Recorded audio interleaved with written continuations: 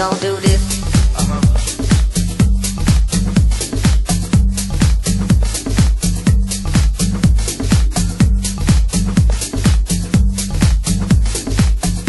Buenas tardes a todos.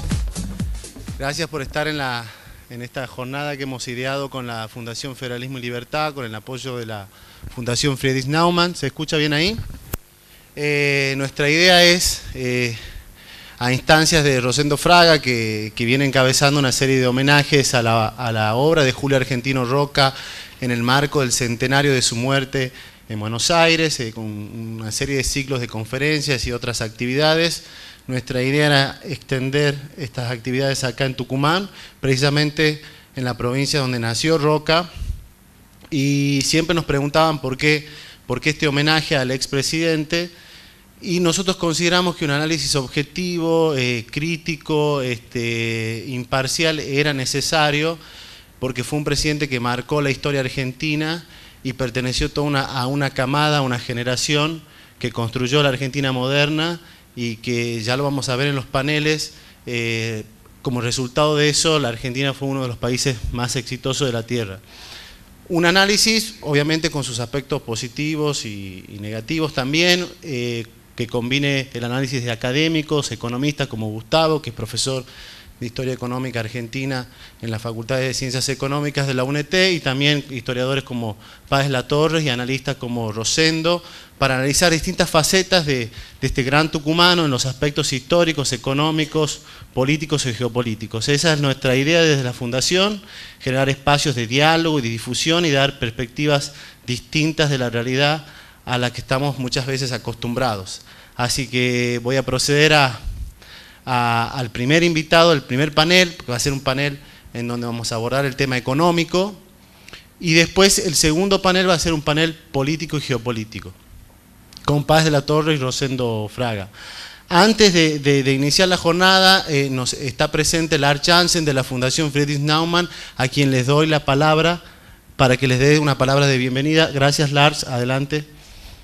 Estimados amigos, bienvenidos a una nueva jornada junto a Federalismo y Libertad. La figura de Julio Argentino Roca es sin dudas controversial, pero lo que tanto sus defensores como detractores no pueden negar es que se trata de una de las figuras más importantes de la historia nacional argentina. Es curioso cómo desde el revisionismo histórico se aplican ciertos juicios de valor, a veces con poco contextualización de los hechos, y que esos mismos actos no son adjudicados a otros personajes históricos. Por ese debate no es el que nos tiene hoy aquí presentes. Es necesario, dentro de lo posible, desideologizar la historia para poder aprender de ella y no cometer los mismos errores en la actualidad y en el futuro. Claro que para eso hace falta despolitizar la historia. Sé que puede sonar utópico la interpretación objetiva de los hechos pasados, ya que los que la interpretamos somos sujetos de subjetividad, ideas e ideologías diversas. Como nos enseñaron David Hume y muchos autores clásicos escoceses, no tiene sentido querer cambiar al hombre, por lo que corresponde generar instituciones que saquen lo mejor de ellos como son.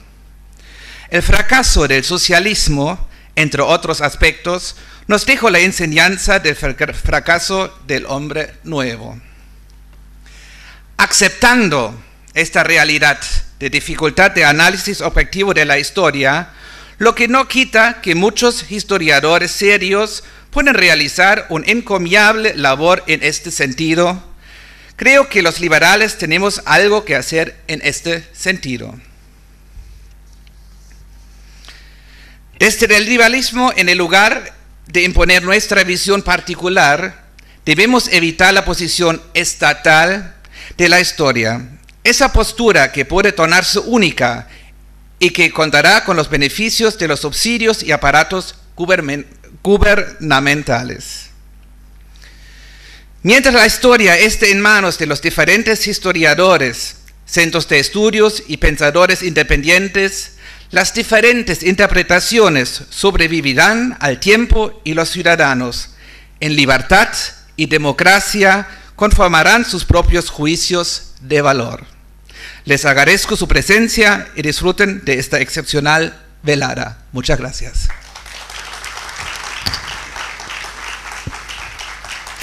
Voy a dar la palabra a Gustavo Balber, que es director de políticas públicas de nuestra fundación, un profesor que tiene muchos años en las cátedras y la verdad que sabe mucho de este tema, y vamos a disfrutar su exposición, y luego de eso se va a abrir una ronda de preguntas en donde ustedes pueden interactuar con Gustavo.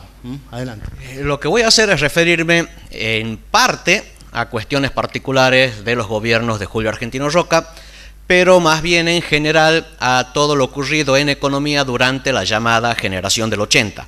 De todas formas, Roca es tal vez la figura más destacada de esa generación. Por eso corresponde en el homenaje a Roca ver de todas formas lo que pasó con la generación del 80. Para dar una pequeña idea de qué hablamos, Roca es la persona o el principal responsable de que eso se transformara en eso. No es que la extensión territorial sea importante, pero da una idea de la magnitud del desafío que tenían o de la magnitud de lo hecho por los principales dirigentes de fines del siglo XIX, comienzos del siglo XX. Lo que está en celeste es lo que era la Argentina que le tocó presidir a Roca. Lo que conocemos de los mapas normales es lo que a partir de ahí se fue construyendo. En esta exposición voy a hacer primero una descripción general de la economía, después dar algunos puntos para explicar eso que ocurrió, ver algunos casos puntuales de políticas efectivamente tomadas y tomar algunas conclusiones. Para empezar, una de las variables típicas para analizar una economía, el Producto Interno Bruto Real. Y ahí tenemos el crecimiento del PIB en Argentina, algo más del 600% en el periodo de 1880 a 1914. Durante Roca, 81% el primer periodo, 37% en el segundo periodo.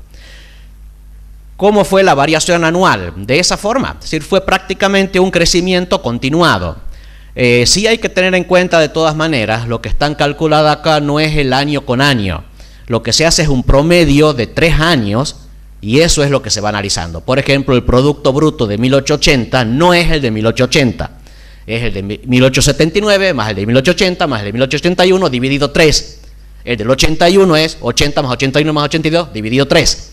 Es una forma de evitar la arbitrariedad del calendario en procesos económicos que son continuos. Por eso cuando vean promedio móvil de 3 años se refiere a eso. No estamos tomando el calendario estrictamente. ¿Qué pasó con la inflación durante el periodo de la generación del 80? Y hubo algún año destacado, hay un 1887 con cerca del 25% anual, pero varios años de deflación y en promedio un 1,55% anual. Una nada para los parámetros actuales. ¿Qué pasó con la evolución de los sectores? Y sí, el agro fue el que más creció, es lo que aparece claramente en la línea verde en el gráfico. Fue un 10% anual el crecimiento del sector agrícola, cuando el producto crecía al 8%, perdón, al 7%. Pero la industria, la línea roja, crecía al 8%. En el periodo de la generación del 80, el sector industrial creció más que el promedio del Producto Bruto. Es decir, Argentina también se industrializó. Obviamente, comparado lo que pasó con el sector agrícola y el sector industrial, la descripción de la Argentina como un país agrícola ganadero parece correcta, pero no quiere decir que fuéramos atrasados en industria, cosa que también se advierte en el salario real del obrero industrial, que creció durante el periodo de la generación del 80. Algo que impacta en el flujo migratorio. Fueron durante estos años muchas más las entradas de inmigrantes que las salidas de inmigrantes. De hecho, Argentina fue el segundo país en el mundo en volumen absoluto de recepción de inmigrantes, después de Estados Unidos. No era simplemente una cuestión del impacto relativo de la inmigración a la población que había en Argentina. Observando el total del mundo, fuimos el segundo país receptor de inmigrantes. Esa industria, ¿cómo se desarrolló? Para tirar algunos ejemplos no son los únicos, son simplemente nombres que todavía nos suenan a algunos. Ahí están establecimientos destacados. Ahora, ¿cómo era el proceso de industrialización? Veamos la dichosa sustitución de importaciones. La historiografía en general plantea que hubo una primera etapa de sustitución de importaciones desde 1914. Vino la Primera Guerra, el flujo comercial internacional se detuvo y los argentinos tuvimos que procesar bienes que antes se importaban. Terminada la Primera Guerra, vuelve a decrecer la industria nacional, viene la Gran Depresión, a través del cierre de los mercados, segunda etapa de la industrialización, y de los 50 en adelante los planes del gobierno impulsando la sustitución de importaciones. Bueno, esa historia se olvida, el grado de sustitución de importaciones que ya había durante el periodo de la generación del 80. De los productos industriales, no la materia prima, consumidos dentro del país, casi el 91% para la alimentación era industria nacional, 88% en vestido y tocador. En promedio, más del 70% del consumo era industria nacional. ¿A qué grado llega eso? Por ejemplo, en 1914, Argentina era en América, sacándolo a Estados Unidos, viendo el resto del continente americano, era el país con más teléfonos. Había 75.000 teléfonos, el 32% de los teléfonos de América estaban en Argentina. En cuanto a establecimientos industriales, en 1887 se hizo un censo en la ciudad de Buenos Aires. Había más empleados trabajando como obreros industriales que como empleados de comercio. El 21% del empleo total de la ciudad de Buenos Aires era en industria. Una industria que antes de 1880 había sido bastante artesanal y sobre todo orientado a abastecer la guerra. Argentina, no se olviden, pasó décadas de guerra, no solo las guerras civiles, sino también guerras extranjeras, la última de ellas la guerra contra el Paraguay. Un par de detalles más para ver el desarrollo industrial de la época. En 1875 se funda el Club Industrial Argentino, con 153 socios. En 1887 la Unión Industrial Argentina, que tenía más de 850 socios. En 1891 la Federación de Trabajadores de la Región Argentina. Es decir, era tal la actividad industrial que valía la pena la organización sindical. Uno puede tomar ese dato también como una expresión de cómo estaba el país. Ahora, eso es viendo la Argentina sola. ¿Qué pasa comparándola con el mundo? Dado que el contexto internacional fue el mismo para todos, veamos por ejemplo con Brasil. Lo que aparece acá es un análisis del Producto Interno Bruto Real de Argentina comparado con el de Brasil. La línea horizontal morada con el 1 indicaría si fueran iguales los productos brutos per cápita. Lo que se observa es que la línea punteada negra muestra la tendencia. Argentina creció más rápido que Brasil. Similar el caso si vemos con Chile y Uruguay. Si bien hay algún amesetamiento sobre finales del periodo, pero Argentina consistentemente crece más rápido que Chile y Uruguay y alcanza niveles del producto per cápita mayores que en esos países. Con Estados Unidos, Canadá y Nueva Zelanda la cosa ya no es tan clara. Hay un arco que arranca creciendo a comienzos del periodo, empieza a decrecer un poco a finales del periodo, aunque vamos a ver luego hay una recuperación post Primera Guerra Mundial. Pero en algún tramo del periodo el Producto Interno Bruto per cápita de Argentina es mayor que el de Canadá y bastante cercano al de Nueva Zelanda y Estados Unidos. Con España e Italia la relación también es muy clara. Argentina crece más rápido que estos dos países, que están expuestos porque fueron los principales proveedores de habitantes para nuestro país. Ahora, el gobierno que asume en 1880 encabezado por Julio Argentino Roca, se había planteado estos objetivos: consolidar el Estado Nacional, integrar políticamente el país y hacer aprovechables los recursos. Vamos un poco por partes en esto. Lo de integrar políticamente al país se refiere a consolidar la idea de una nación. 1880 fue también el año en que es la última derrota militar de la provincia de Buenos Aires. de las elecciones no se definían simplemente en los votos, al margen de lo discutible que sea cómo era el sistema electoral. Voto cantado, sin pedir documentos, la importancia de presidir la mesa electoral, y era el partido que llegaba primero a la mesa electoral era el que ganaba la elección, eso era obvio. Ponía el presidente mesa, ponía a los fiscales, ponía a los guardias. Y claro, uno va a votar y se da con alguien que tiene una terrible lanza en la mano, identifica la insignia partidaria y obviamente voto por el candidato de ese partido. La idea es seguir vivo. Pero bueno, producidos los resultados, había que ver si se aceptaban esos resultados. Y eso era complicado. En 1874, cuando es elegido presidente el tucumano Nicolás Avellaneda, la provincia de Buenos Aires se rebela. Roca fue uno de los que encabezó la represión contra la provincia de Buenos Aires. En 1880, cuando es elegido Roca como presidente, vuelve a rebelarse la provincia de Buenos Aires. Avellaneda tiene que pasar al barrio de Belgrano, la sede del gobierno. Roca nuevamente reprime a la provincia, puede asumir como presidente. Y el resto de las provincias no estaban de lo más integradas. Era una alianza débil la que había llevado a Roca a la presidencia. De modo que había que armarlo al país. ¿Cómo? A través de un Estado nacional. Claro, había un territorio único desde 1862, cuando Mitre asume la presidencia. Pero no había un Estado nacional fuerte. Por ejemplo, la presidencia no tenía ejército. Los que tenían ejércitos eran los gobernadores. Fue la guerra contra el Paraguay, que inicia a mediados de la presidencia de Mitre, la que le permite al Poder Ejecutivo Nacional tener tropa propia, que ya tiene un primer debut con la presidencia de Sarmiento y la rebelión de López Jordán contra Urquiza en Entre Ríos. Sarmiento manda el ejército, veterano de la guerra contra el Paraguay, a reprimir el alzamiento de López Jordán. Pero había que terminar de armar las autoridades nacionales, parte de la tarea era esa. Y además, hacer aprovechables los recursos. Parte de la guerra civil entre la Confederación Argentina y la provincia de Buenos Aires era la lucha por la aduana.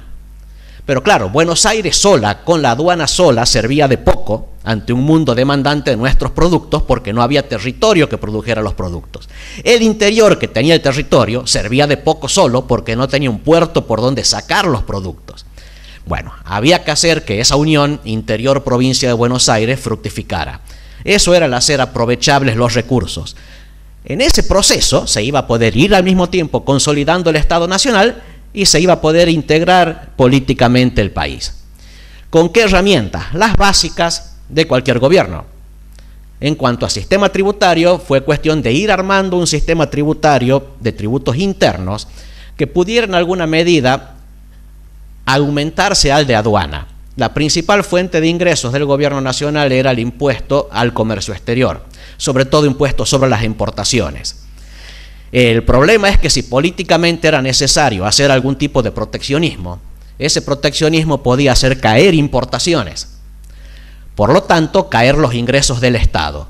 Con un sistema tributario interno más fuerte, era posible usar políticamente los aranceles aduaneros para esa consolidación del Estado que hablaba recién. Así que fueron un poco de la mano.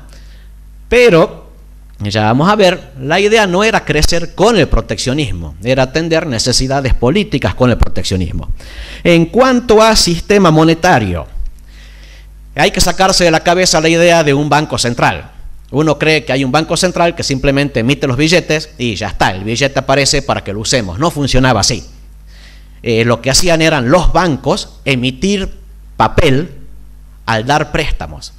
El banco tenía éxito en la medida en que el resto de los agentes económicos aceptaran esos mismos papeles. Claro, esos papeles tenían más éxito cuando el propio gobierno los quería recibir como cobro de los impuestos. Ese era el dichoso curso legal de la moneda. ¿Y quiénes emitían papel? Sobre todo el Banco de la Provincia de Buenos Aires. El dinero del Banco de la Provincia de Buenos Aires se usaba en la zona más rica del país. Y el Estado Nacional necesitaba crédito como recursos propios. De modo que definir cómo iba a ser el sistema monetario, en el fondo, iba a ser definir de dónde conseguía préstamos el gobierno nacional. Por eso el interés de Roca de conseguir un banco nacional que hiciera emisión. Y parte de la historia de las relaciones económicas entre la nación y la provincia de Buenos Aires fue la pelea por quién tenía la capacidad de emitir, porque era la pelea por cuál gobierno era más fuerte, si el gobierno nacional o el gobierno de la provincia de Buenos Aires. Lo de la infraestructura. O sea, no sirve de nada tener la tierra si no hay nada que lleve el producto de la tierra al puerto, como no sirve de nada tener un puerto si no es un puerto con capacidad de sacar la producción. Para eso fue que se hizo infraestructura como la red ferroviaria, que sí se hizo con privilegios. Por ejemplo, un porcentaje de ganancia garantizado para las empresas que venían a instalar los ferrocarriles, como la introducción sin aranceles del material para las máquinas o de las vías férreas, o incluso la entrega de tierras a los costados de la vía. En términos económicos relativamente modernos, lo que diríamos es que era un caso de externalidad positiva. Es decir, una situación donde aquel que genera el beneficio para la sociedad no recibe de la sociedad el equivalente al beneficio que le dio. En una actividad privada común y corriente, yo beneficio a la ciudadanía, por ejemplo, vendiendo zapatillas, a cambio del beneficio de las zapatillas, las personas me dan dinero. Listo, quedamos a mano. En el caso de externalidades positivas, quien genera el beneficio no puede cobrar por darlo. Y eso era posible que se pudiera ver en el caso ferroviario. Claro, tender vías férreas ¿hacia dónde? Si no había ni pueblo instalado, ni tierra arada, ni nada. ¿Por qué hacer un negocio que se supone que iba a beneficiar a la larga al país cuando el inversionista, él, no iba a ver frutos? Bueno, esa es la compensación que daba a través de los privilegios el Estado Nacional. No como una herramienta general de hacer política económica, sino como una forma de enfrentar casos particulares como esto de las externalidades. En cuanto a esa obra pública, por ejemplo, también está el caso de los puertos. En 1882 se aprueba el proyecto que había presentado Eduardo Madero para el puerto de Buenos Aires. Si bien el puerto termina efectivamente de ser terminado en 1898. Es decir, coincide el primer gobierno de Roca y el segundo gobierno de Roca con la construcción de este puerto, que era un proyecto viejo, era de la época de Bernardino Rivadavia. Pero bueno, Madero presentó el proyecto que empieza a desarrollarse en esta década. No son los únicos proyectos viejos o ideas antiguas que siguen sin implementarse, guarda. La dichosa canalización del Bermejo era proyecto también de la época de Rivadavia, es decir, el 1820 y pico, y sigue sin hacerse. Pero bueno, ¿cuáles eran las ideas fuerza que impulsaban al gobierno en su acción? Para empezar, un marco institucional, sostener los principios de la Constitución Nacional y darle fuerza al presidente. ¿Para qué darle fuerza al presidente? Justamente para que los principios de la Constitución Nacional pudieran regir. Por ejemplo, el derecho de propiedad privada, el básico para el desarrollo. El derecho de propiedad privada requiere del Estado como actor principal en la exclusión de un tercero que quiera hacer uso indebido del derecho. Al menos en las sociedades modernas, si yo soy agredido, no tengo derecho a responder yo. Lo que tengo que hacer es ir a pedirle al Estado que el Estado reprima la invasión. Pero para eso necesito un Estado con fuerza. Había un código civil desde la época del gobierno de Avellaneda, pero hacían falta los instrumentos del presidente para que esta ley nacional pudiera regir. Es decir, la Constitución Nacional, la vigencia de sus principios requería de un gobierno fuerte. Y además la integración al mundo. Estos principios de la Constitución Nacional iban a rendirle a la sociedad en la medida en que el país estuviera conectado al mundo, por dos motivos. Una, provisión de recursos. Nosotros teníamos tierra, pero no teníamos capital ni teníamos mano de obra suficiente. El mundo era quien debía proveernos de eso. Y además, la integración al mundo permite la asignación eficiente de los recursos. Tener una terrible pampa húmeda sin un mundo al que venderle el producto de la pampa era desperdiciar la tierra. A eso es lo de la asignación eficiente. El valor de los recursos de Argentina para el mundo lo vamos a tener explotados bien si estamos integrados al mundo. Y este es un caso particular de los ejemplos de lo complicado que era esto. Supongo que varios reconocerán la etiqueta, pero bueno, Ahí figura en la etiqueta hacia la izquierda Tarquino, 1823. Tarquino fue el primer Shorton traído al país con la idea de ir mejorando el ganado. Pero el que interesa destacar a mí es Virtuoso, de 1879. El primer Angus traído con la idea de mejorar el ganado. ¿Por qué mejorarlo?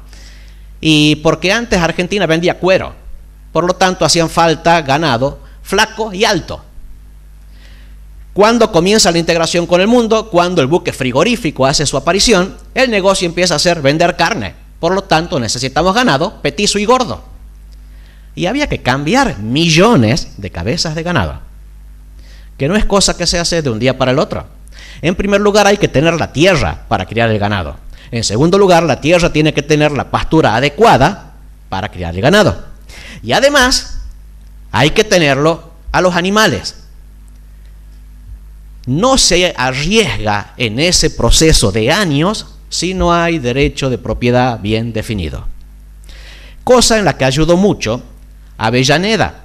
Siendo presidente, él es que se introduce el alambre de púas, que es un gran avance tecnológico para delimitar el derecho de propiedad privada.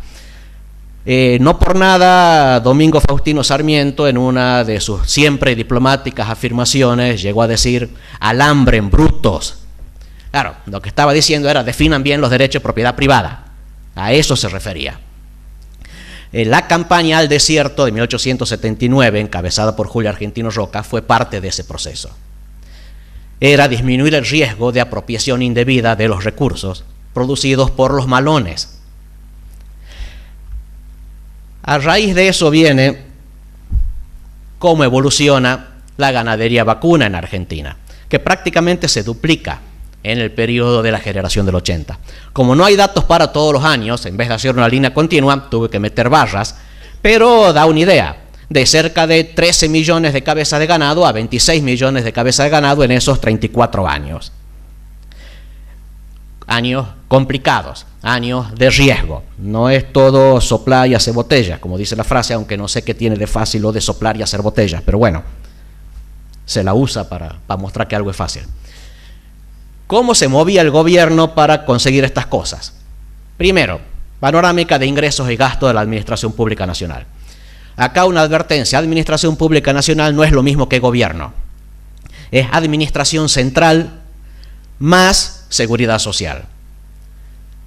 Después habría que considerar lo que se considera el sector público no financiero, que es sumar, por ejemplo, empresas públicas, fondos fiduciarios, otros entes, pero nada de eso había en la época. Por último, vamos a tener el sector público, que es cuando ya sumamos los gobiernos provinciales y los municipales. Lo que está acá es nada más que administración central, que administración pública nacional. Como puede advertirse, en general, los gastos fueron mayores que los ingresos. También puede advertirse que excepcionalmente los gastos representaron cerca del 9 o 10% del Producto Interno Bruto. Si bien los ingresos, sobre todo impuestos aduaneros, llegaron a superar el 16% alguna vez, pero lo normal fue un rango, digamos, de entre el 6 y el 10%. ¿Cómo le fue al gobierno con ese desempeño? Y había varios años de déficit primario, pero esto da un mejor panorama. Resultado financiero, estamos incluyendo ahí el pago de las deudas. Unos 3 años nomás de superávit financiero. ¿A qué se recurrió para cubrir eso? A la deuda. Lo que está acá es la evolución de la deuda, no son los montos de la deuda. Haciendo de cuenta que las deudas, tanto interna como externa, la deuda pública, fuera 100 en el año 1875, ahí tenemos cómo evolucionó. Claramente con suba de deuda externa y mucha variabilidad en la interna. Parte de esto responde a problemas políticos. Cuando en 1880 la provincia de Buenos Aires acepta ceder la ciudad de Buenos Aires para capital de la nación, el gobierno nacional tomó como compromiso hacerse cargo de la deuda de la provincia de Buenos Aires. Es decir, la provincia de Buenos Aires arranca en 1881 limpita, sin deberle un peso a nadie, porque el gobierno tuvo que absorber todo eso. Parte de eso es la suba de la deuda interna. En parte también hay disminuciones de deuda interna porque se tomó deuda externa para pagar deuda interna. Eran complicadas las finanzas. ¿Cómo fue el peso de la deuda? En general, 20 y pico %, con picos en años críticos. Todos deberían recordar la famosa crisis de 1890. Bueno, la crisis de 1890 fue uno de esos años de mayor carga de la deuda pública. El dinero, les había dicho también hace un rato, era fuente del crédito para el gobierno. Ahí está qué pasó con la oferta de dinero. Un crecimiento bastante grande porque eran periodos complejos. Para citar algunos casos, la ley de bancos garantidos de 1887. Lo que se intentaba era normalizar el sistema monetario. Para eso se le dio a cualquier banco de provincia la posibilidad de emitir moneda de curso legal. Pero para hacerlo tenía que llevarle oro al gobierno nacional, al Banco Nacional. El Banco Nacional entregaba títulos públicos y con el respaldo de esos títulos públicos los bancos provinciales podían emitir. El problema fue cuando las provincias empezaron a pedir prestado en el extranjero para comprar el oro que llevarle al Banco Nacional. Deuda externa tomada por las provincias con garantía del tesoro de la nación. Así que en realidad la nación se estaba endeudando para que las provincias gasten. Cosa que implicó una buena de emisión de billetes. Además de lo que puede haber habido ahí de negocio más o menos turbio, hay mucha acusación de que las provincias no cumplían con el porcentaje requerido mínimo de entrega de oro para conseguir los títulos públicos para emitir el dinero. Así que en realidad se le estaba haciendo adquirir al Estado Nacional más deuda de las provincias de lo que hubiera sido conveniente. Hubo muchos intentos de poner convertibilidad. Algunos funcionaron durante un tiempo, otros no. En 1881 salió una ley de conversión entre el peso oro y el peso moneda nacional, peso papel. Funcionó de 1883 a 1885 nada más. Contra los intentos del gobierno nacional de hacer un monopolio, cabe destacar un monopolio de emisión, una posición normalmente olvidada, la de Leandro Alem. Leandro Alem, en ese momento cabeza de la ya Unión Cívica Radical, se oponía a un banco emisor de dinero en manos del gobierno nacional. El argumento era sencillo: los monopolios son malos. Un monopolio estatal es peor, porque tiene el poder de coacción del gobierno para fructificar. Él lo que quería era libre emisión de moneda. Pongan reglas básicas para que cualquier banco, cumpliendo esas reglas de garantía, emita su propio dinero. El banco hace negocios y la gente toma crédito en su dinero. Por lo tanto, el banco va a cuidar de mantener el poder adquisitivo de su emisión para que la gente siga tomando crédito en esa moneda. Era un argumento de mercado libre. La libre competencia va a llevar al banco emisor a tener una conducta responsable. Si le damos al gobierno nacional el monopolio de la emisión, el resultado va a ser distinto. Y en esa época, la idea del banco emisor no era la del Banco Central Autónomo. Era un banco central que atendiera la necesidad de crédito del gobierno nacional. Por eso, uno de los primeros actos en el sector monetario de Roca fue cambiar el directorio del Banco Nacional para poner una mayoría de representantes del gobierno. Banco Nacional que en definitiva no funcionó. Pero bueno, se hizo el intento. ¿Qué pasó después de esto, habiendo presentado tanto algunas cifras auspiciosas como algunas cosas debatibles? PIB real, después de la generación del 80, acá está comparado en adelante. Y sí se advierte que hay una disminución de cerca del 6% de crecimiento anual. El PIB real entre 1933 y 1980 crece el 3,3%. Baja el ritmo de crecimiento. ¿Qué pasa con los ingresos y gastos de la administración? Aumenta el peso del Estado. Reitero la advertencia de hace un rato, lo que está acá es nada más que Administración Pública Nacional.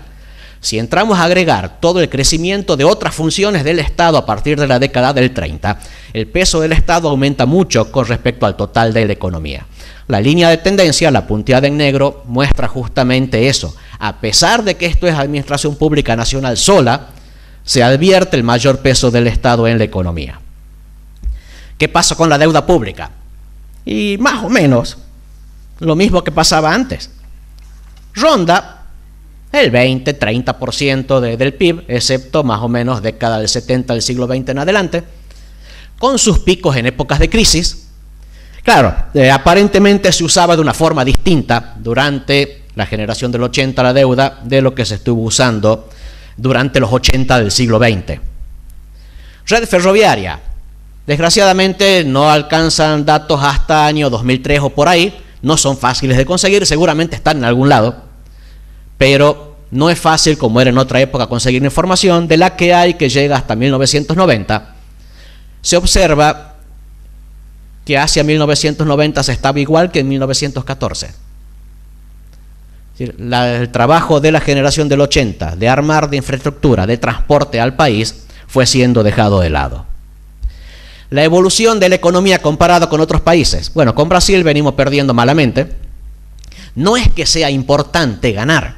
Esto no es como una carrera de 100 metros en las Olimpiadas, donde, dicho sea de paso, no sé de dónde han sacado eso de que lo importante es competir. Por algo alguien gana la medalla de oro, otro la de plata y otro la de bronce. Si es importante salir primero en los Juegos Olímpicos. Pero bueno, como fuere, entre los países no es tan claro. Lo importante es por qué algunos pueden hacer las cosas mejor que uno.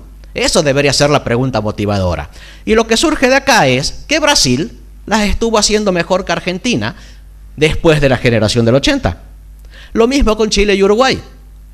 Si bien demoran en acelerar el ritmo comparado con Argentina, claramente en los últimos años han tenido un mejor desempeño. Ni qué decir de Estados Unidos, Canadá y Nueva Zelanda. Después de un pequeño tramo donde se mantiene un ritmo post Primera Guerra, hay una clara caída del ritmo de crecimiento de Argentina comparado con cómo crecieron los otros países. Bueno, ya estamos con España e Italia. De ser España e Italia los proveedores de habitantes, tranquilamente podrían ser vistos, como muchos los han visto, como receptores de habitantes. Puede verse ahí que desde décadas del 60 y 70, incluso el Producto Bruto Interno de estos dos países es superior a la Argentina, ya están por debajo de la línea morada de la igualdad. ¿Qué pasa con la inflación? Bueno, otra vez un mal resultado.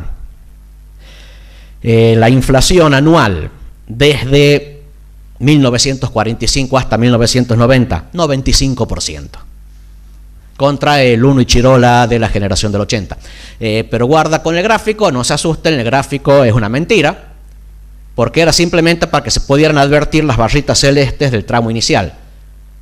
En las décadas del 80 está cortada la altura que muestra el cambio porcentual. Ahí es más clarito. La hiper de Alfonsín y de los comienzos de Menem es lo que se destaca hacia la derecha.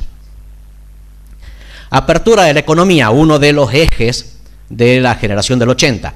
Acá está medida como exportaciones más importaciones divididas en el producto. Tendencia decreciente. Argentina fue claramente otra vez perdiendo su vinculación con el mundo. Sí hubo una advertencia con respecto a ese pico que aparece en los 50 y algunos picos en los 70. Eso en realidad no está mostrando que aumente el grado de vinculación con el mundo. Exportaciones e importaciones son datos que están en dólares originalmente. El Producto Interno Bruto está en pesos. Por lo tanto, hay que dividirlo en el tipo de cambio nominal para tenerlo expresado en dólares. Si hay una fuerte devaluación, esa división hace que el PIB medido en dólares se achique mucho artificialmente. Y de ahí viene ese aparente aumento del grado de apertura. Es simplemente un problema de expresión monetaria. A medida que los precios internos se reacomodan, se vuelve a la ruta que se hizo habitual después de la década del 30. ¿Por qué estos atrasos de Argentina?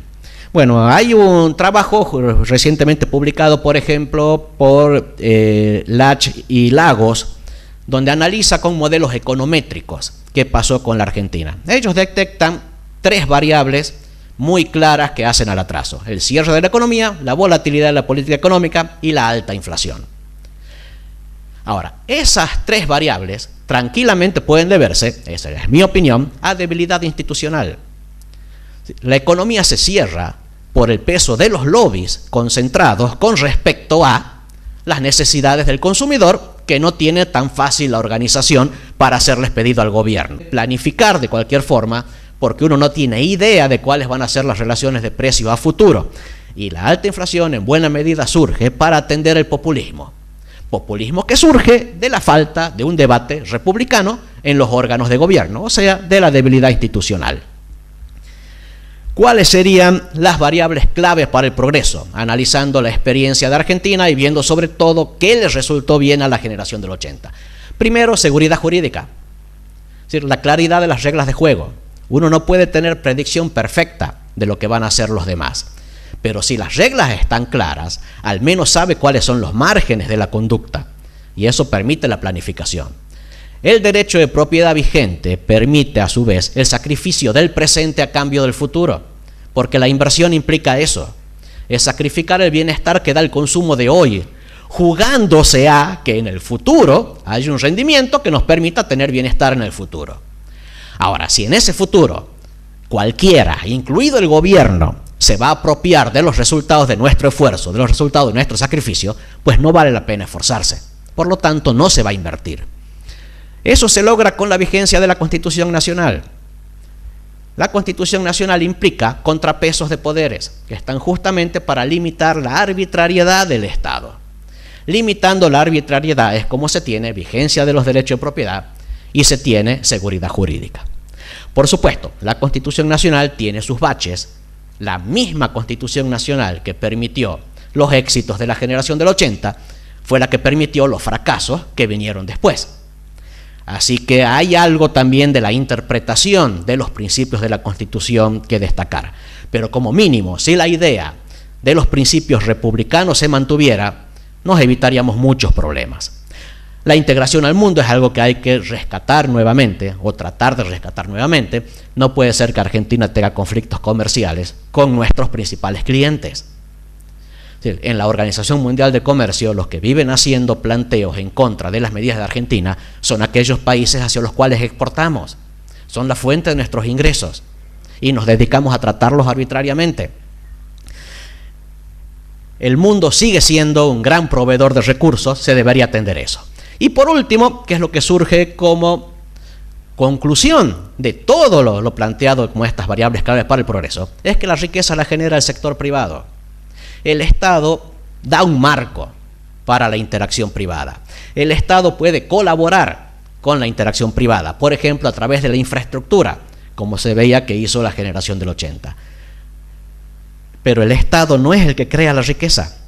La riqueza la crea la inventiva individual, la inventiva privada, que sacrifica sus propios recursos porque sabe que para él van a ser las ganancias o que él va a tener que pagar los costos de los errores. Y entonces hace un buen análisis. Y en una economía donde hay seguridad jurídica y donde los derechos de propiedad están vigentes, la manera de enriquecerse como privado es atender las necesidades ajenas. Nadie compra aquello que no atiende sus necesidades. Si uno quiere hacerse rico, venda cosas que la gente quiera comprar. O sea, cosas que atiendan la necesidad de la gente. Bill Gates no se hizo rico pirateando, se hizo rico dándole bienestar a la humanidad. Ese es el ejemplo extremo a lo grande de cosas que viven pasando. No es Bill Gates, es el almacenero de la esquina, el kiosquero de la vuelta. Son todas personas que dándole bienestar a los demás contribuyen a la generación de la riqueza del país. El Estado que se dedica a cuidar el marco para la interacción privada. Esa me parece a mí que es la principal enseñanza que deja nuestra historia económica. Muchas gracias.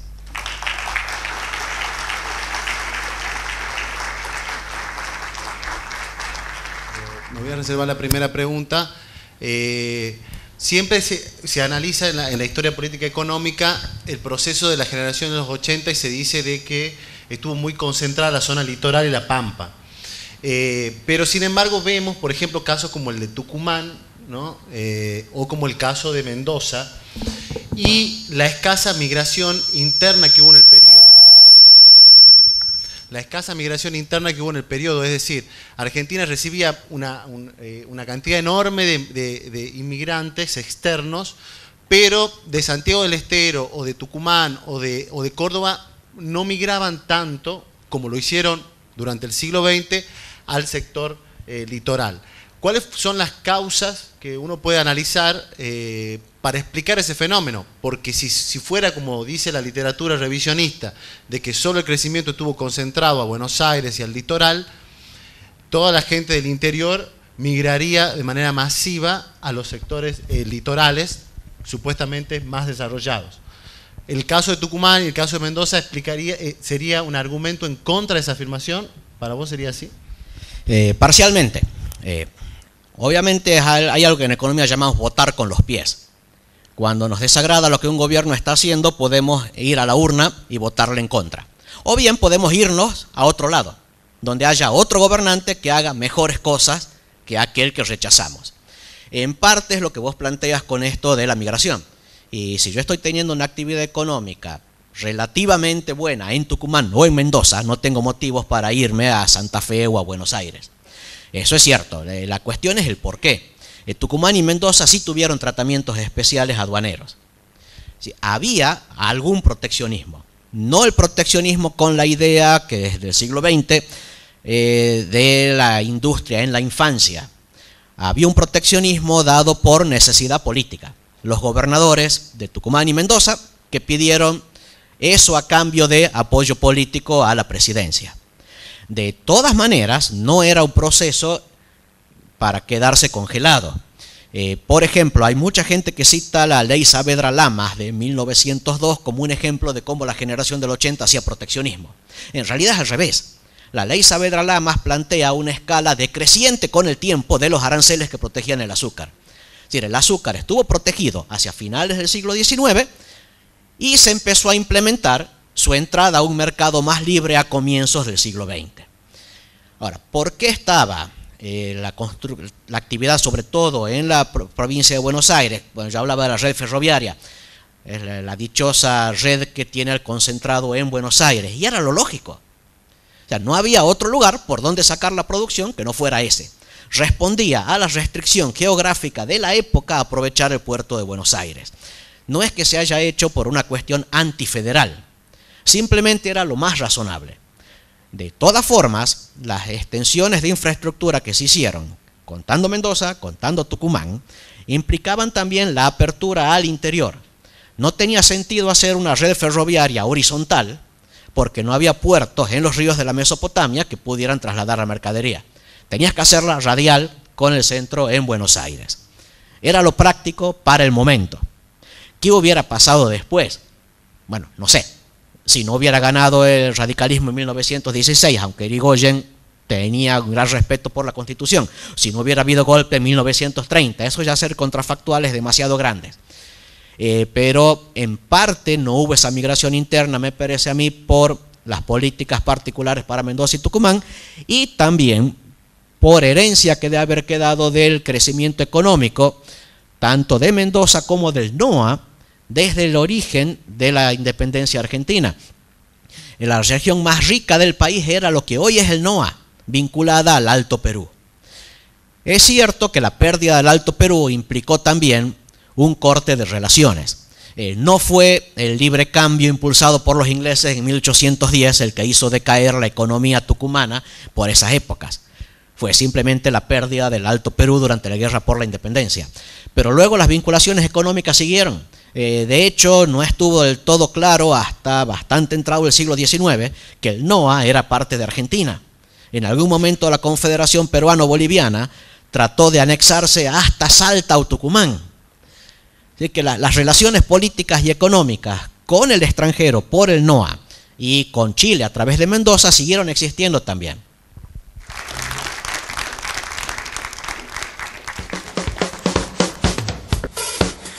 Don't do this.